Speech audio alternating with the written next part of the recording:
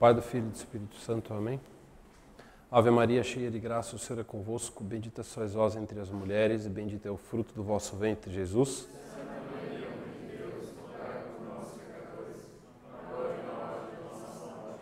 Maria, auxílio dos cristãos. Ave Maria, cheia de graça, o Senhor é convosco. Bendita sois vós entre as mulheres, e bendito é o fruto do vosso ventre, Jesus.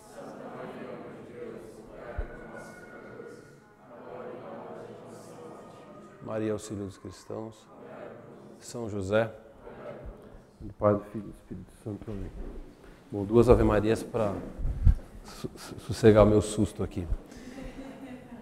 Para São José me ajudar também. Bom, vamos lá. Bom, é uma aula relativamente rápida, relativamente curta e por isso boa, como diz o André Mello. Na verdade é um tema redondinho, bonitinho, e espero que eu consiga transformar em uma coisa mais simples. É uma aula que eu dei num dia na fraternidade. É uma aula que na verdade nasceu por causa de alguns eventos que eu promovia online com a finalidade de atender músicos e pessoas que gostam que tinham interesse em começar a trabalhar com manutenção de instrumentos também. Eu transformei isso numa aula que também pudesse ser útil para nós, de alguma maneira, porque eu acho que de fato é uma coisa que a gente nunca parou para pensar como é que a gente consegue identificar os sons, na verdade transformar uma frequência, uma coisa que a gente ouve, em uma ideia, né? Como é que a gente identifica aquilo, como é que a gente identifica os instrumentos, as vozes, enfim, vamos chegar lá. O fato é que assim, quando a gente normalmente pensa em como é que a gente compreende as coisas, o exemplo que se dá normalmente é da visão, né? Porque é o órgão superior, é o órgão dos sentidos, aquele que é superior, e normalmente é mais fácil de dar exemplos envolvendo visão, né? Então, quando a gente pensa que não há nada que esteja no intelecto, isso é uma máxima, né? Uma ideia muito forte da filosofia, não há nada que esteja no intelecto que não tenha passado pelos sentidos antes, né? E por qualquer um dos sentidos, ou por todos eles, ou por alguns deles, não há nada que a gente não compreenda que não tenha antes vindo pelos sentidos humanos. Normalmente, quando a gente vai dar exemplo disso, a gente aprendeu assim, né? A gente pensa sempre em exemplos ligados à visão, né? A ideia de formação de imagem. O princípio geral é o mesmo para todos os sentidos, mas é mais fácil de compreender quando isso envolve imagem. Porque quando a gente vê, né, quando a gente vai ensinar uma criança como é que ela tem ideia de cadeira, né, ela vê várias, ou melhor, quando a gente vai entender como a gente compreende cadeira, objeto, copo, qualquer coisa, a gente pensa sempre em coisas em materiais e uma coisa que passa pela visão, né? Então a gente vê várias cadeiras, e a gente, então, com isso tem ideia de cadeira. Por quê? Porque a ideia de cadeira passa pela visão, e isso, de alguma maneira, forma na imagem um fantasma, né? Depois que a gente vê, aliás, depois de ver muitas imagens, isso forma um fantasma de cadeira, e que isso depois vira uma ideia de cadeira no nosso intelecto. Então, a gente vendo várias cadeiras, a gente tem uma ideia de cadeira universal, que não tem cor, não tem material, não tem número de pés, não tem tamanho propriamente, mas a gente sabe que é uma cadeira toda vez que a gente vê uma cadeira. Então, um exemplo normalmente é visual, né? É um exemplo de um objeto material. Quando a gente vai explicar propriamente outros sentidos, isso não é tão simples assim, muito embora os princípios sejam os mesmos. Mas como é que funciona, por exemplo, o olfato, o tato, como é que isso, a audição, que no caso é o que a gente vai tratar hoje. Então eu fico espantado, por exemplo, dos meus filhos, quando eles pegam um agasalho errado na escola, que vem na mochila, eles cheiram e falam, isso aqui é dos Shirata. Isso para mim é impossível, eu não sei como é que eles sabem. Mas eles têm um olfato tão apurado que eles conseguem identificar a família proprietária do agasalho pelo olfato, né? Então, quando a gente ouve um som, a gente consegue identificar várias coisas só com uma coisa que vem. Isso é fantástico. É o ar vibrando, né? O ar é uma coisa invisível, né? Passa luz, passa um monte de coisa nele, mas o ar mesmo é invisível.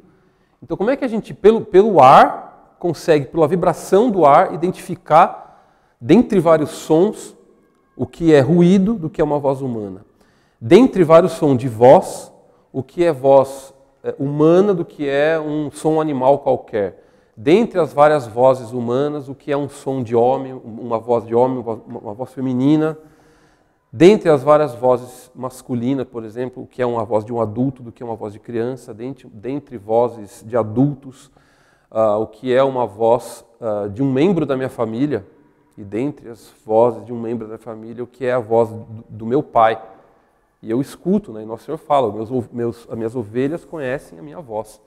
Então, como é que a voz humana, que é o ar vibrando, como é que a gente sabe que é a voz do meu pai? Como é que sou eu dando bronca aos meus filhos? Como é que é impressionante, porque eles sabem que é a gente quando eles não ouvem a gente, né? Quando a gente dá uma bronca neles, eles conseguem o ar vibrando, falou para o meu pai, deixa eu fingir que não é comigo. Então a identificação disso tudo é muito rápida, até não basta, né, saber a voz do pai, eles ainda sabem que é uma voz de bronca, ou uma voz de chamando para o almoço, ou um pai cantando.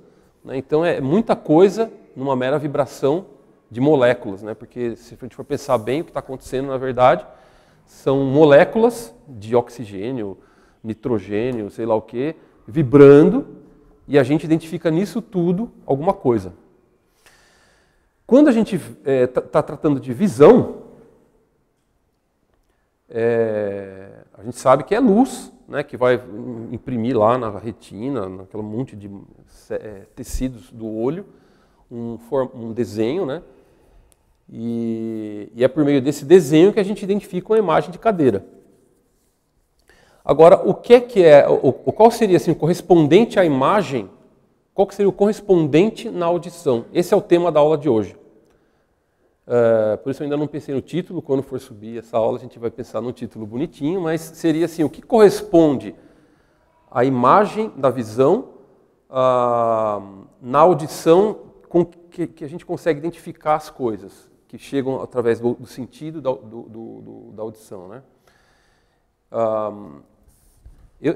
Na verdade, eu nunca li nada que exatamente como eu estou tratando para vocês, eu nunca li nada que tratasse exatamente disso, mas me parece muito cogente, né, a ideia, desenvolver essa ideia, e esse é o tema que eu tratei para as pessoas que querem construir um instrumento, e também acho que vale a pena para qualquer pessoa que queira entender como é que funciona a imagem do som na nossa inteligência, né? E essa imagem do som na inteligência me parece muito interessante pensar que seja o timbre. E a ideia é hoje entender o que é o timbre, que é, por exemplo, o timbre da voz do Fábio é diferente da timbre da voz do Fernando Vanini, que é meu pai. Muito embora tenha coisas semelhantes, tenha coisas que são diferentes, mas a gente sabe o que é um, o que é outro, e a gente sabe que os dois são Vanini, etc. Mas é no timbre que se resume tudo. Né? Então a imagem que chega nos olhos corresponde ao timbre que chega no ouvido. Me parece muito interessante essa ideia, vamos ver se vale a pena levar adiante num dia para transformar isso numa coisa um pouco mais complexa, porque eu não sou nem físico, nem filósofo, eu simplesmente peguei a ideia geral, né, e estou tentando desenvolver baseado no que eu conheço. Mas vamos lá. O que dá para ver, né, aí já Então vamos começar a desenvolver a partir da parte física, que eu também não entendo profundamente, mas talvez entenda o suficiente para poder explicar. Isso aqui é uma onda acústica, uma onda simples. Então é assim que as coisas se transmitem, né? Quando, sei lá, o Emerson fala, pensando de uma maneira simples, essa vibração que vai chegar no meu ouvido. Então é uma ondazinha, né? É uma minhoquinha aí, com altos e baixos. Isso é como isso é visualmente, né? Graficamente, é como a gente pode entender. Mas não é assim que se dá na prática. Como é que funciona na prática? É uma molécula que se move, ou um átomo, no caso são moléculas, né? Ela vem para frente e para trás, e esse movimento é transferido para uma outra molécula, que vai passar para uma outra molécula. É um movimento, ele não é propriamente assim, ele é nesse sentido, né? Porque uma empurrando a outra, até chegar no meu ouvido. Né? Isso graficamente a gente pode entender olhando assim, porque seria muito difícil transformar em gráfico uma molécula transferindo para outra propriamente. Né? Mas enfim, para a gente entender, é uma molécula empurra a outra, que empurra a outra, que empurra a outra e chega no meu ouvido. Então são várias moléculas o Takase ali fala, são várias moléculas que vão empurrando, uma vai empurrando a mais próxima. E... Desculpa a ignorância. A primeira que dá um movimento, ela para? Não. Um momento ela para, mas ela vai e volta, né? Ela bate e a outra começa o movimento, ela continua o movimento dela por um tempo, vai... Isso. Não é como... a gente pode pensar como se fossem bolinhas, né? De sinuca lá, uma bolinha bate, ela tem um efeito reflexivo, né? E aí uma vai empurrando a outra, mas no que ela bate, ela volta, né? Mas, enfim, as bolinhas vão batendo umas nas outras, isso vai se dissipando, né, num leque, e um pouco chega em mim. Por isso que o Takase fala, chega em todo mundo, mas um pouco chega em mim. Mas o que chega em mim, imagina que é uma molécula, vamos pensar em uma molécula só, uma molécula bate na outra, e isso vai sendo transmitido, a voz do Takase que ele fala, lá, o timbre de voz dele é o que eu capto aqui, praticamente igual. Não é exatamente igual, mas é praticamente, na prática é igual. Senão eu não consigo identificar, seja de perto, seja de longe, eu sei que é o Takase. Então, assim, as moléculas vibrando, elas vão vibrar lá com várias energias diferentes cada uma e um resultante de onda que eu vou identificar como voz de Takase, apenas tendo uma vibração simples no meu tímpano também. Então, quando a gente pensa numa onda, essa aqui é uma onda simples, mas o Takase falando não vai fazer uma onda simples assim, vai fazer uma onda mais parecida com isso. O que é isso? Isso aqui são várias ondas simples somadas numa única onda complexa. Então, se eu pegar... Sabe por quê? Porque não é uma molécula só. Não pode pensar numa molécula acontecendo, mas as moléculas vão vibrar mais ou menos com esse espectro que a gente está vendo aí. Porque quando o Takase fala, é verdade que o resultado é o ar que se movimenta, mas o ar vai se movimentar com uma vibração que vai ser um resultado de corda vocal, a caixa da boca dele, a caixa craniana, o palato, as cordas vocais, que na verdade não é uma, são várias. Tudo isso somado e misturado, vai sair uma onda resultante complexa, de várias ondazinhas, que na verdade, por exemplo, cada corda vocal também não é uma tecla de piano, né?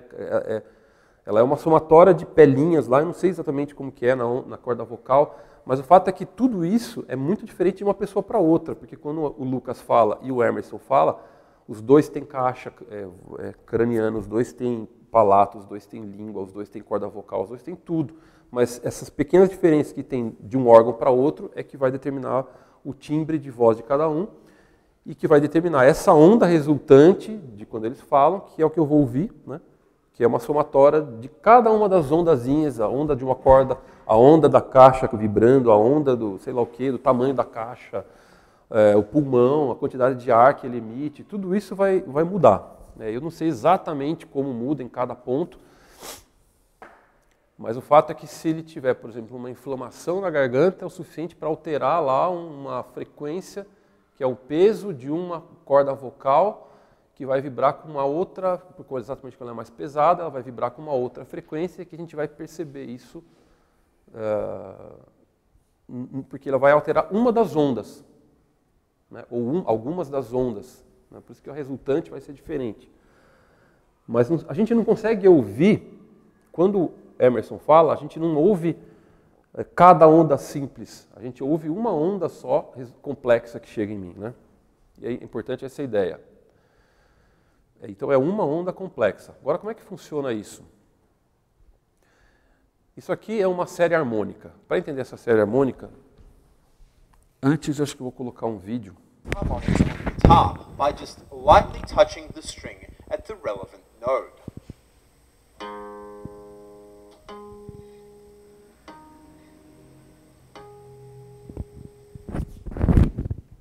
So this is what the first three harmonics vibrating individually looks like.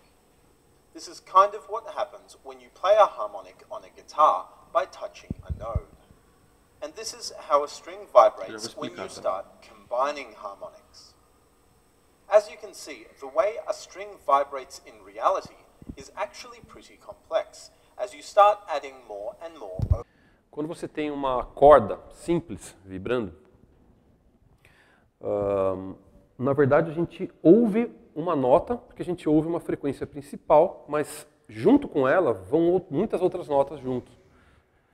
Por isso que a gente consegue identificar o som das coisas, é isso que eu vou explicar. O que ele fez ali? Ele tocou, ele não chegou a apertar a nota, ele simplesmente encostou na corda em alguns pontos em que ele consegue, de alguma maneira, eliminar a nota principal que a gente ouve. A corda é a mesma, mas ele toca no nó da onda. O que é o nó da onda? Vocês conseguem ver, dá para ver, né, o gráfico. O nó da onda é exatamente aonde essa onda se cruza. Então você vê, ela tem no primeiro harmônico ela não tem propriamente um nó, ela tem só dois extremos. No segundo ela tem um nó bem no meio. Então se ele encostar na corda nesse primeiro nó, ele abafa a nota principal, que seria 110 Hz. Então a gente ouve principalmente o 220 Hz. Quando ele encosta no terceiro nó, que é a terceira linha, ele abafa as outras duas e ele consegue então mostrar o terceiro harmônico, que é de 330 Hz, que é a mesma dividida em 3. É a corda principal dividida em 3. Se eu dividir a primeira corda, o comprimento em 4, e encostar no nó da onda, eu vou abafar todos os harmônicos anteriores e eu ouço somente 1/4, a nota dividida em 4, que seria então esse 440 Hz. E assim vai. Então, significa que quando eu toco a nota solta, todas essas notas que vocês estão vendo aí, todas essas frequências que vocês estão vendo aí, estão sendo emitidas ao mesmo tempo. Só que a frequência principal, que é a primeira, que é a vibração principal, como ela é mais forte, é a que a gente ouve primeiro. E o que ele fez, encostando na corda em determinados pontos, é mostrar como todas as outras frequências também estão na mesma corda. Só que elas não são facilmente audíveis. A gente está ouvindo elas, mas a gente dá preferência para o primeiro harmônico, que é o principal, é o mais forte, é o que chega primeiro no nosso ouvido. Quando ele emite, então, a nota principal, é mais ou menos isso que acontece. Deixa eu ver se isso aqui... eu vou chegar lá. Quando ele emite a nota principal, é mais ou menos isso que acontece. Está vendo esse segundo gráfico? Qual é a diferença do primeiro e do segundo gráfico? O primeiro gráfico é aquilo que a gente ouve quando ele toca a nota principal. O segundo gráfico são todas as notas isoladas, separadas. Se eu somar, fizer uma conta maluca dessas aí que eu já não entendo nada, e somar todas as frequências que estão no gráfico de baixo, vai dar o gráfico de cima. Tá? Mas vocês estão vendo que o gráfico de cima é um gráfico simples. Ele é similar a esse aqui, né? E o gráfico de baixo é desmembrado. O que é o gráfico de baixo? Cada linha dessa seria, por exemplo, o som de uma corda vocal, o som da caixa harmônica vibrando, da caixa craniana vibrando, o som do palato, o som da língua, o som do peito, o som do pulmão. Entendeu? Tudo isso vibrando, cada sonzinho desse daí, separado, quando se soma da linha de cima, que é o que chega em mim, que é o que chega no meu ouvido.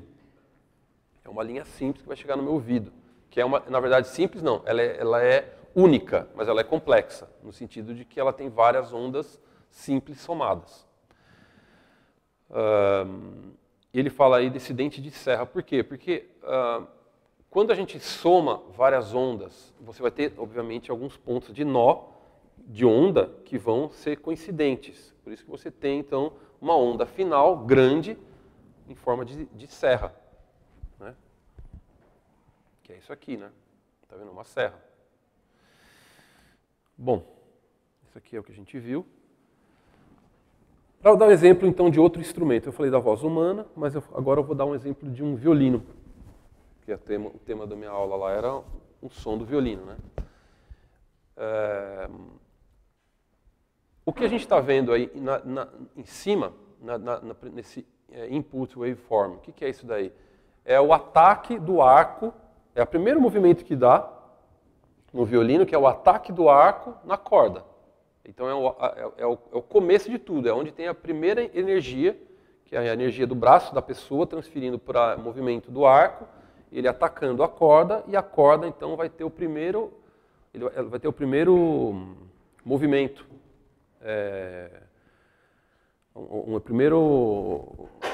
Quer dizer, é o primeiro contato que o instrumento vai ter com alguma excitação, né?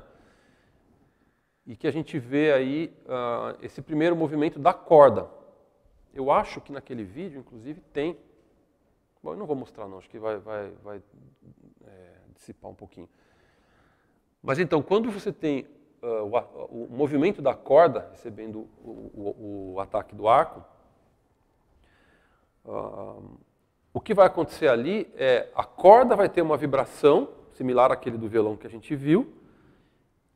Essa vibração vai passar para uma segunda peça chamada ponte, que é a bridge, né, a resposta da ponte. Então vai ser a primeira mudança, né, a primeira máquina, né, que vai pegar o som de um jeito e vai transformar a energia para outra coisa. E depois você vai ter a resposta do corpo do instrumento, que é essa segunda linha toda tremida aí que a gente está vendo no gráfico. E você vai ter a saída, aí esse corpo vibrando, né, a parte de cima do violino vibrando, a parte de baixo vibrando, as faixas laterais do violino vibrando, o instrumento todo vibrando, tudo, o complexo, né, todo sendo excitado.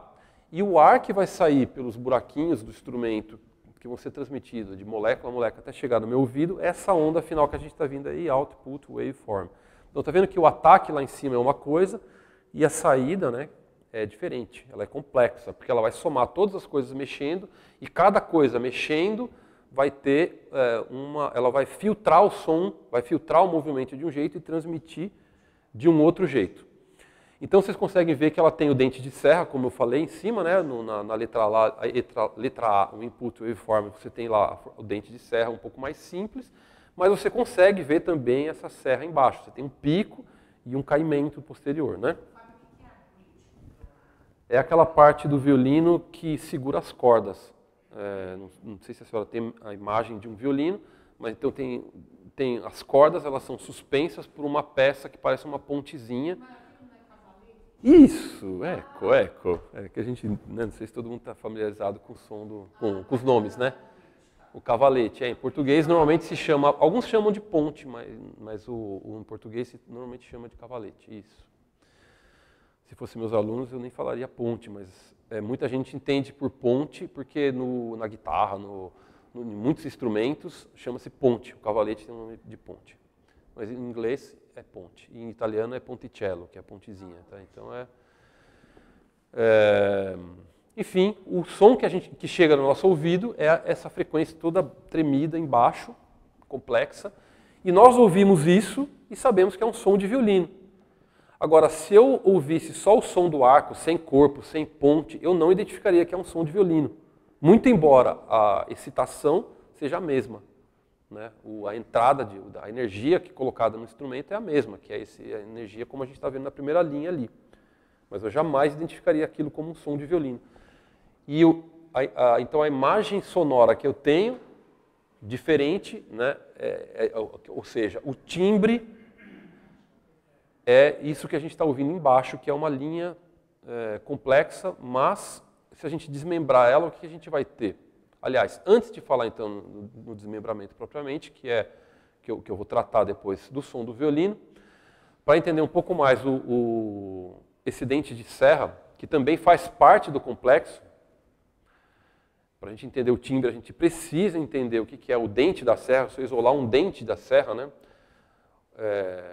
a gente vai ter que praticamente toda a emissão de som ela segue essa sequência.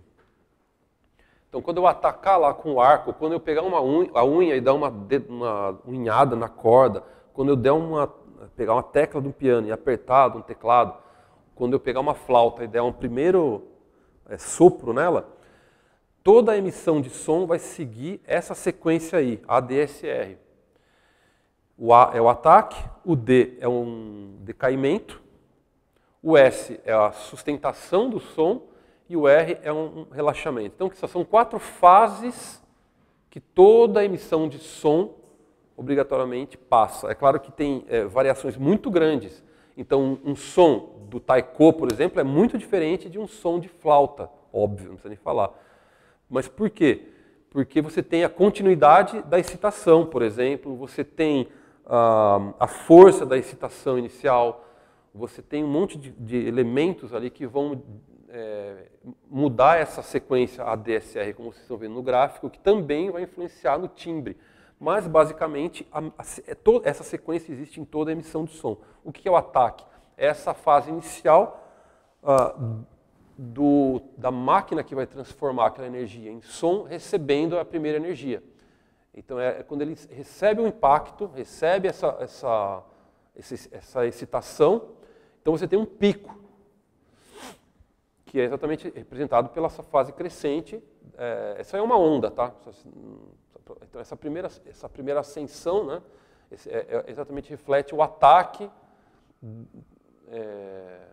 do elemento que está fornecendo energia. Você tem uma fase, depois, passado esse pico de ataque, um caimento. E esse caimento pode ser maior ou menor, que é a primeira dissipação de energia.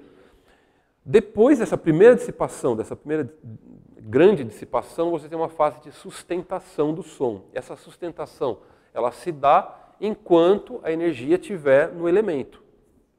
Quando você explicar isso, a gente pensar no taiko, é fácil ver, só pancar. Isso.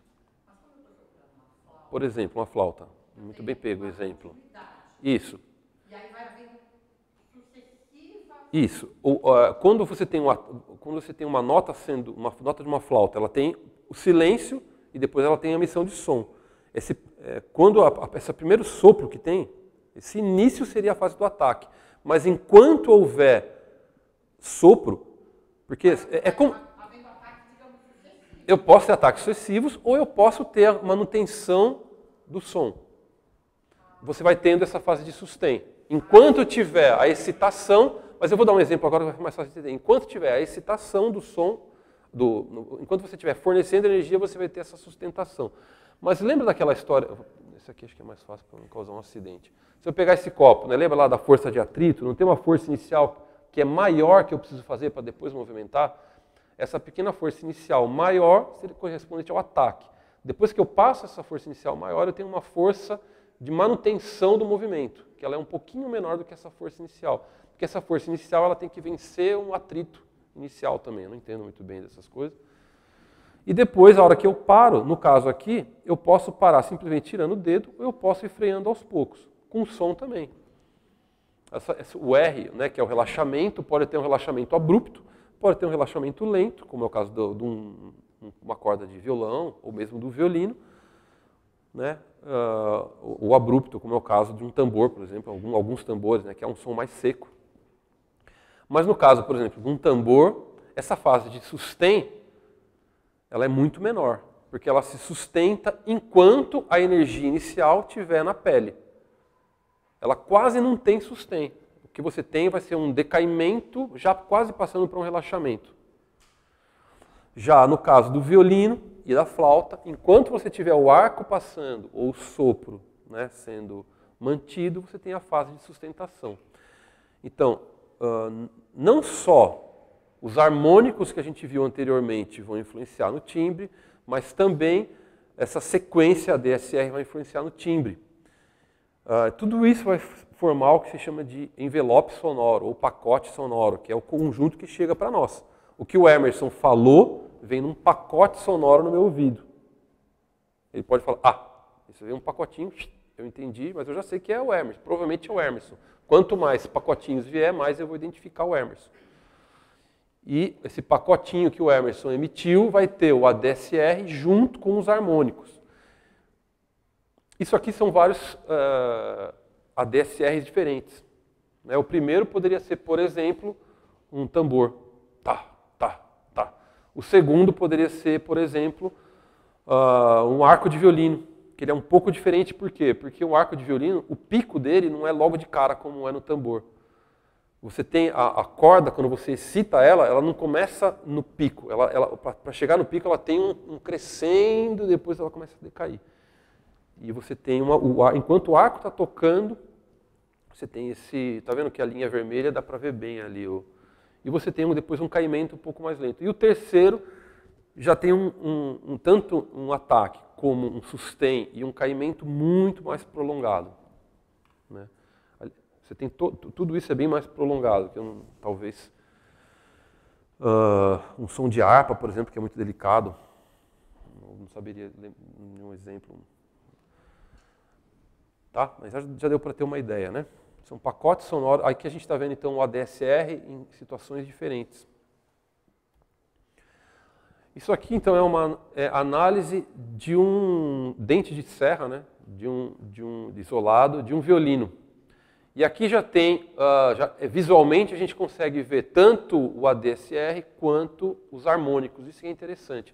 Então esse gráfico, ele vai dar na linha vertical a intensidade, ou seja, a força de cada frequência, de cada harmônico. Lembra do primeiro harmônico, segundo harmônico, terceiro harmônico? Embaixo e aí ele tem identificado, cada linha é um harmônico. Embaixo você tem o tempo, ou seja, ao longo do tempo, o harmônico que a gente o harmônico mais audível, o harmônico mais forte, porque lembra que a linha ali vertical é a intensidade.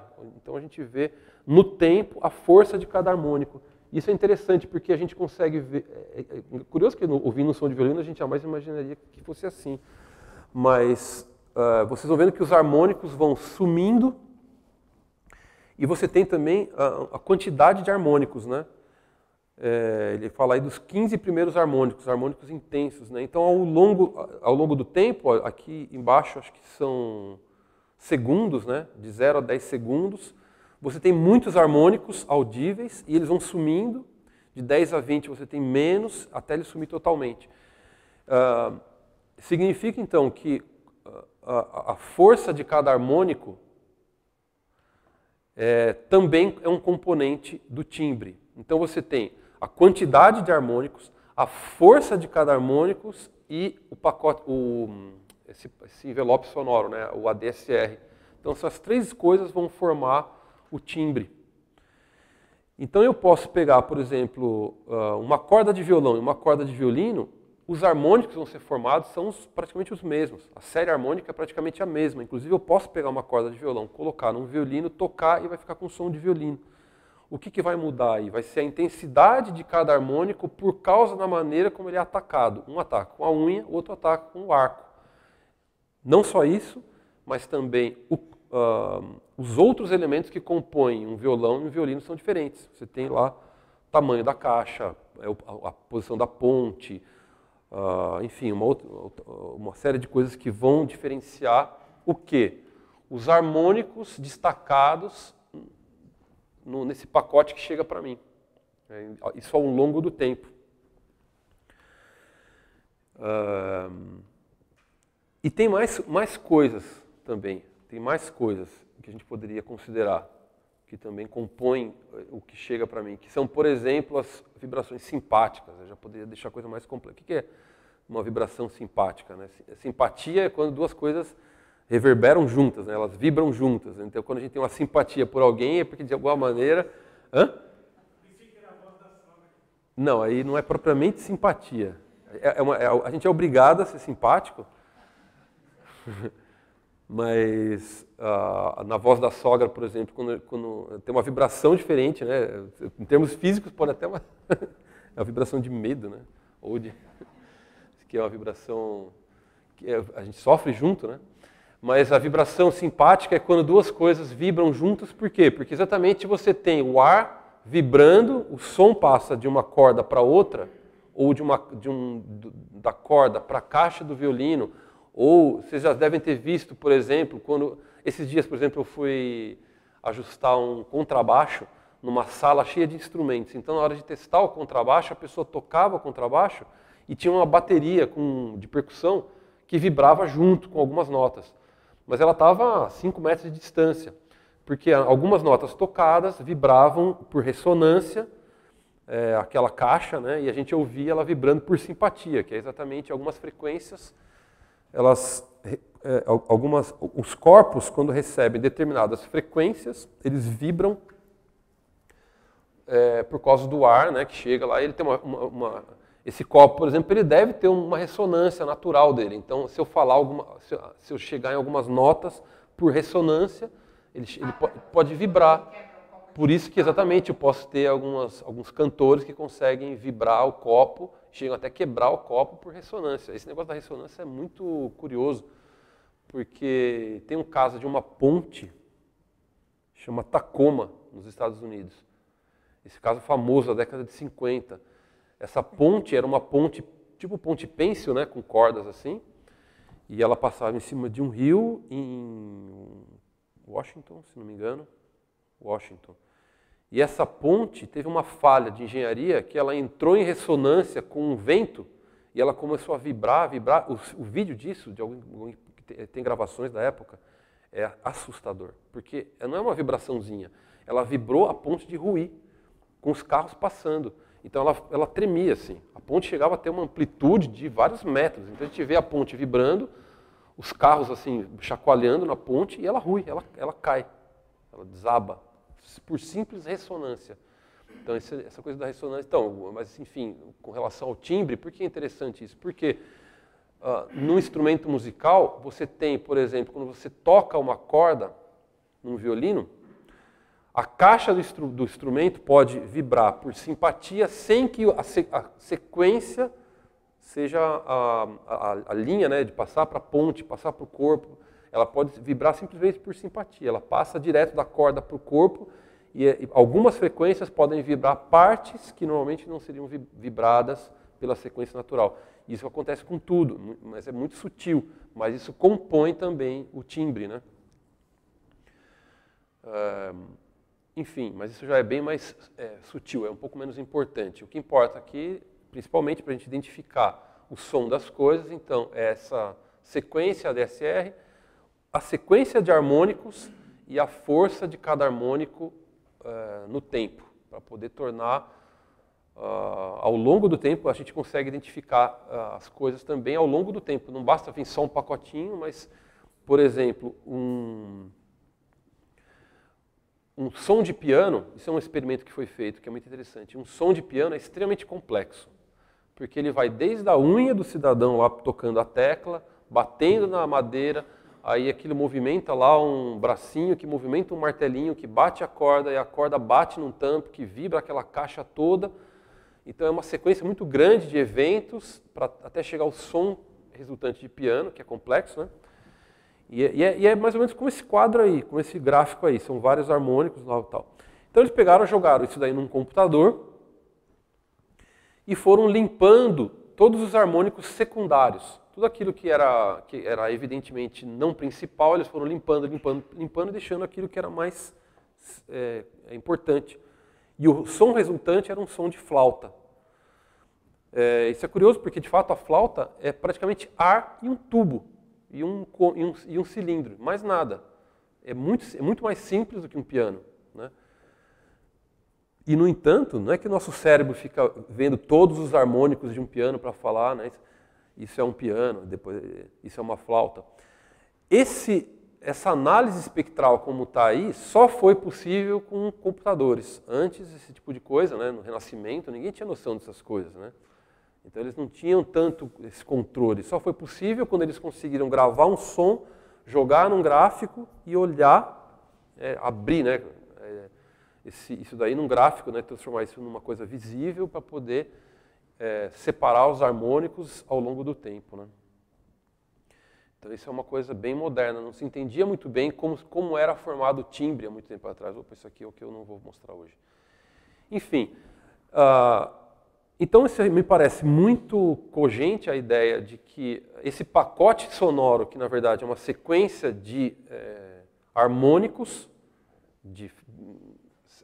é isso que vai formar a imagem que o nosso cérebro vai ser correspondente à imagem visual que o nosso cérebro vai receber e entender como transformar isso numa ideia de som de violino, ideia de som de voz humana, ideia de som de piano. Da mesma maneira que a gente, por exemplo, distingue as notas, tá?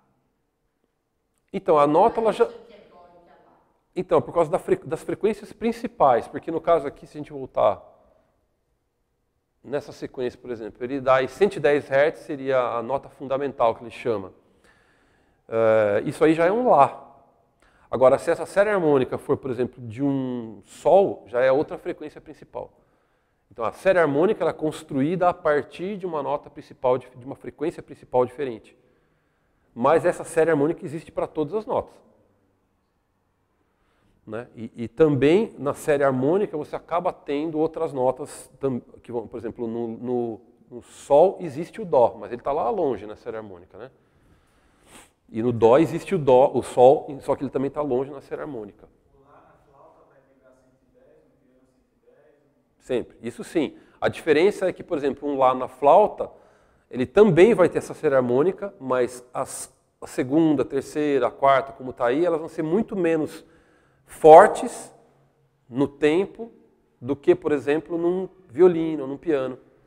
Na flauta ela é muito mais limpo, a fundamental é mais destacada, vamos falar assim, né? Por isso que a gente consegue identificar como flauta e não como piano, muito embora os dois instrumentos, quando tocados juntos, eles afinam, porque a frequência principal é a mesma, né? A fundamental é a mesma.